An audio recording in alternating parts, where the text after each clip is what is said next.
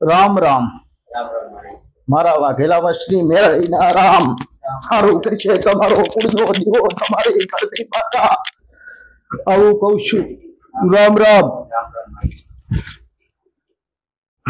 लोकोने समझ आलवी छे शीख आलवी छे घरे बैठा समझ लेशे घरे बैठा शीख लेशे एवी शीखो आलवी छे एवी समझ आलवी छे के चमनु करशो तो तमारा दुखना दाड़ा जाशे અને ચમનું કરીને તમે દુખના દાડા મેલીને સુખના દાડા લાવશો કેવું કરશો ને શું કરશો તો તમને સુખના દાડા મળશે ને દુખના દાડા જાશે શું કરવાથી મળે આવું તમે પણ પ્રયત્ન કરતા હશો મારા મેરડીના રામ એટલે એ જ સલાહ આલું છું અને એ જ વાત કરું છું એ શીખાલું છું એ જ સમજ આલું છું કે આ જે દુખના દાડા છે ને મેલીને સુખના દાડા લાવવા હોય ને તો તમારો કુળનો દીવો જ તમારો કુળનો દીવો તમારા કુળના દીવા સિવાય તમારી ઘરની માતા સિવાય તમારી ભેઢીની માતા સિવાય તમારા પિતૃ પૂર્વેજ એના સિવાય કોઈ હારું ન કરી દે બારનું તે બારનું માસી એ માસી કહેવાય ને માં એ માં કહેવાય એમાં ઘણો ફરક ને ઘણો તફાવત પડે છે દીકરા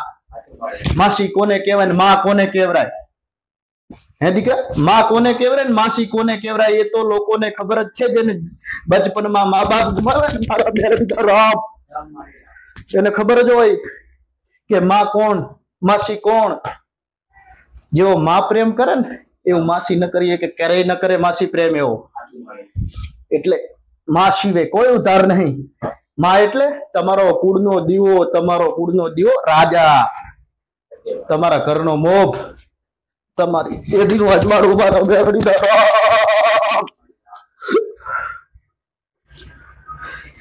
એટલે જ કહું છું કે માને ચાહજો માને પ્રેમ કરજો માસીને પકડશો માસીએ પાના રેલા ના આવે દીકરા માએ જ આવ્યો મારા મેરડીના રામ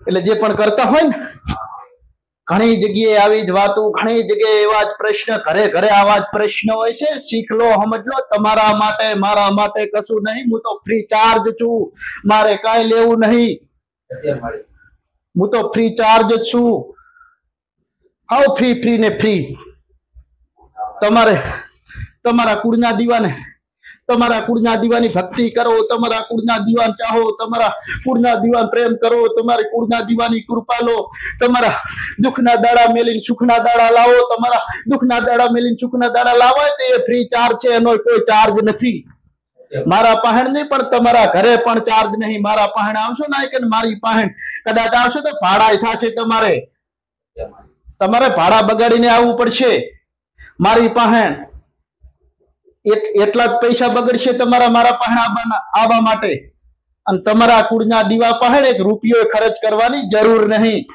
આવું કહું છું મારા મેરડીના રામ એટલે માં કોને કહેવાય માસી કોને કહેવાય એવી સમજ આલું છું એવી શીખ આલું છું જે મર્યાદિત વાતો છે ને જે સમજદાર વાત છે ને જે જ્ઞાન એટલે શું કહેવાય દેવી શક્તિ એટલે શું કહેવાય દેવ એટલે શું કહેવાય મારો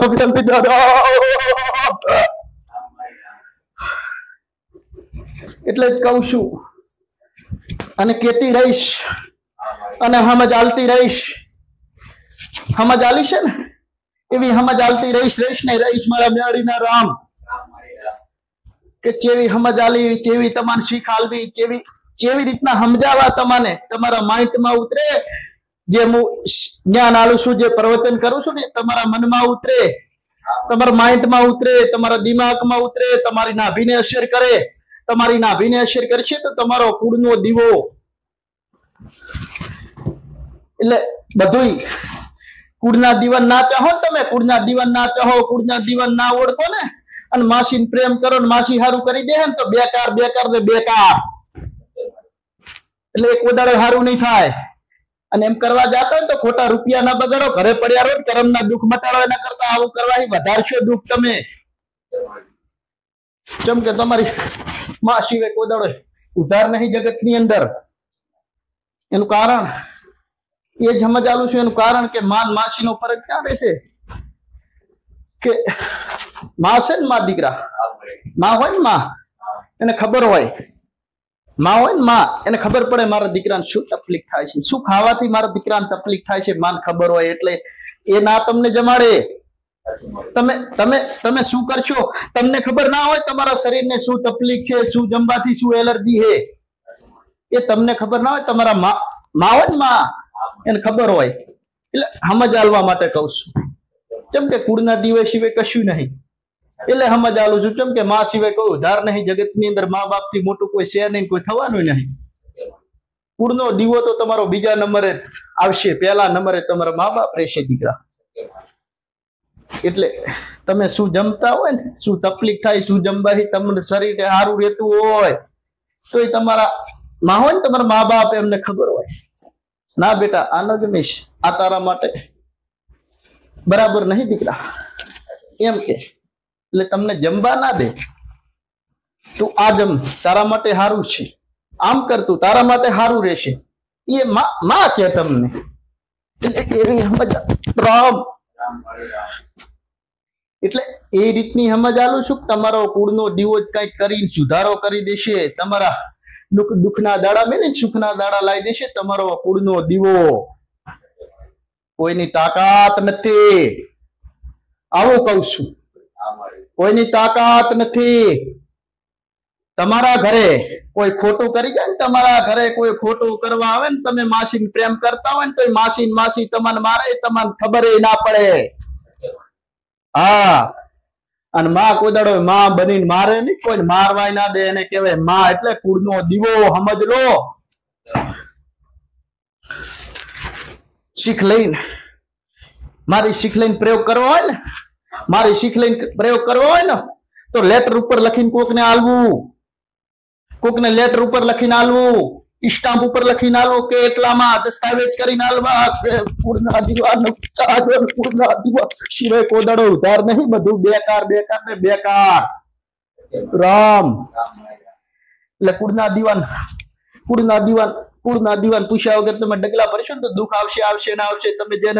તમે જેને પણ કુળના દીવાન, તમારી માને ના ઓળખતા, માસી તમે પ્રેમ કરતા હોય, માસી તમને મારે ગમે ત્યારે મારે જ. હા, માસી તમને ચેરે વાલ કરે, એ ખબર છે. તમારા કનેથી કંઈક મળતું હોય, તમારી જોડેથી કંઈક મળવાની કંઈક ભાવના હોય, માસીને કંઈક આપશે, કંઈક આપશે. લેવું હોય તો દીકરો કંઈક આપશે. દીકરો ના હાલે ને એટલે પડે પછી એ મારે માસી. પણ માં શું કે, કાંઈ જોતું નહીં, કશું જ જોતું નહીં, કાંઈ જોતું નહીં. નિવેદની ભૂખી નથી. 12 મહિને નિવેદ, દીવા કરો, અગરબત્તી કરો. હે, હું 12 મહિને જ નિવેદ લઉં છું ને. તમારો કુળનો દીવો 12 મહિને તમે જમાડો ને, તો રાજી કોઈ દાડો એને અગરબત્તીની જરૂર નહીં. પણ તમારા નાભીની અંદર કુળનો દીવો આવું હોવું પડે. મારા મેલડીના રામ, એને કહેવાય માસી અને માં. કેટલો ફરક પડે દીકરા, એને રોજ દેવું પડે માસીને. માસીને તો 12 મહિનાની તમારે રોજ દેવું જ પડે, એને માગે ત્યારે દેવું પડે. થોડીક પણ ભૂલ થઈ જાય ને તમારી, સહેજ પણ ભૂલ થઈ ગઈ ને તમારી, સહેજ પણ તમે કઈક માનતા રાખી છે, જેની માસીને ચાહો છો ને, માસીની માનતા રાખી છે, તમે માસી જે મતલબ માસી કહેવામાં સમજમાં એમ આલે છે. કાલ લોકો એમ કે છે માસી માં એટલે શું, એ નિંદાત્ય માણસો વાતો કરે. પણ જેને સમજ છે ને, જેને સમજ છે, જેને જ્ઞાન છે, એ લોકો કે છે જે કે છે ને વાઘેલા વંશની મેળી, ઈ કુળના દીવા માટે, અને જે બારની માતાઓ બારની દેવ પૂજતા હોય ને, એમના માટેની વાત છે આ. કે તમારા કુળના દીવાન ચાહજો, તમારા કુળના દીવાન પ્રેમ કરજો, કાંઈ કરવાની જરૂર નહીં. એટલે આવું જ કઉ છું. કેમ કે બાધા માનતા ગમે તે તમે માસી જે બારની દેવને તમે પૂછતા હોય ને, બારની દેવને માન ના ચાહતા હોય ને તમારા કુળના દીવાને, તો કાંઈ પણ રાશિ હોય ને, હટ ના કરો ને ભૂલી જાવ ને, તો તમને જબર મારે, જબર તકલીફ આલે, જબર ઠેસ પહોંચાડે. પણ તમારો કુળનો દીવો તમે માનવાની જરૂર ના હોય. તમે 12 મહિને નિવેદ કરતા હોય ને, 12 મહિને એટલે હોર હોય, આખા વર્ષનું, આખી ભેટીનું ધ્યાન રાખવાનું. એને ખબર હોય 12 મહિને તમે જમાડતો હોય ને, માં કરીને એનું એનું પૂરું આખું નિવેદ હાલતા ને તમારા કુળના દીવાનું, તો એને ખબર હોય મારા દીકરાને શી તકલીફ છે, શું થાય છે.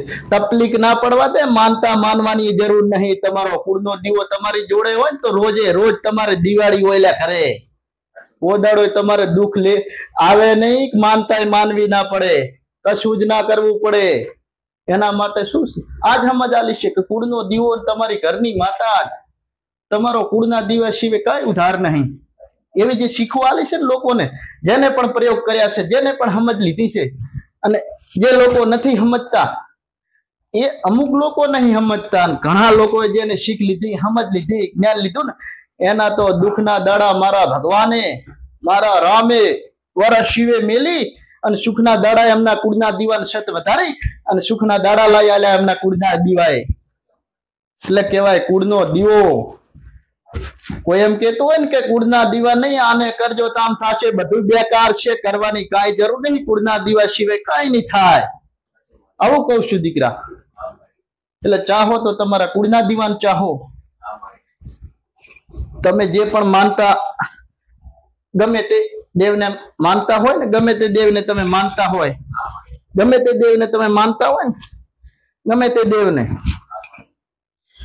માનો, પણ તમારા કુળના દીવા સિવાય, તમારા કુળના દીવા સિવાય હે ને કોઈ દીકરા ઉધાર નહીં.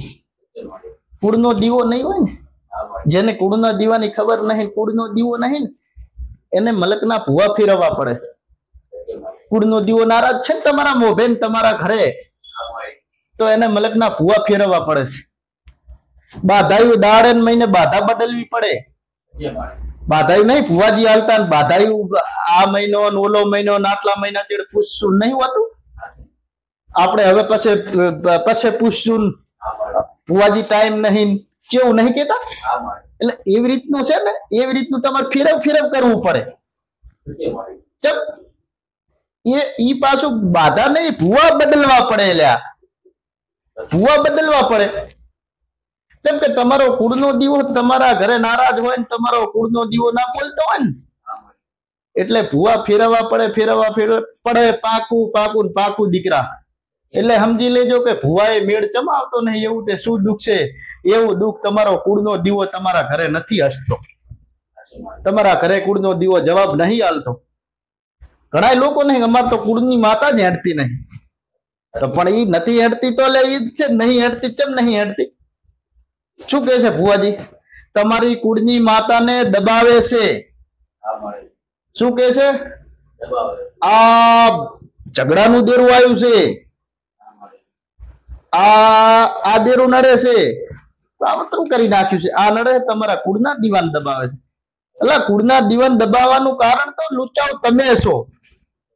તમારા કુળના દીવાન પૂછ્યા વગર, તમારા કુળના દીવાન પૂછ્યા વગર, તમારા કુળના દીવાન પૂછ્યા વગર મેળીયું ઝાપડીયું ફલાણી માતા જબરી ઓલી માતા જબરી આમ કરી કરીને તમારો કુળનો દીવો તમે રીહવાડ્યો. તમારા કુળના દીવાને મઢબારો કરી દીધો તમે આમ કરી કરીને. બારની માતાઓ લાઈ ઘરમાં પૂજવા માંડ્યા.